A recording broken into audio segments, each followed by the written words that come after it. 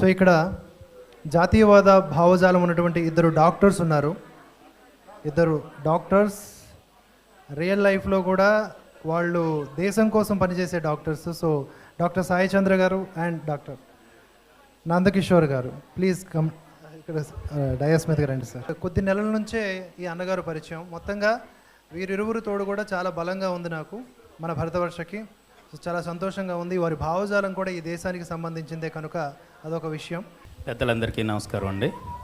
శివప్రసాద్ గారికి భరతవర్ష 5వ వార్షికోత్సవం సందర్భంగా దేశం కోసం సంఘర్షణ, ఎంత అద్భుతమైన ఆలోచన.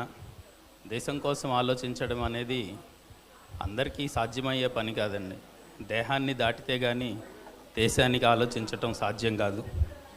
అలాంటి చోట ఇంత అద్భుతమైన కార్యక్రమాన్ని చేసి ఇంతమంది మహాత్ముల్ని ఒక వేదికపైకి అందరూ వచ్చే విధంగా చేయడానికి అత్యంత అకుంఠిత దీక్ష, పట్టుదల, సంకల్ప బలం కూడా తోడైతే కానీ ఇలాంటివేవి సాధ్యపడవు.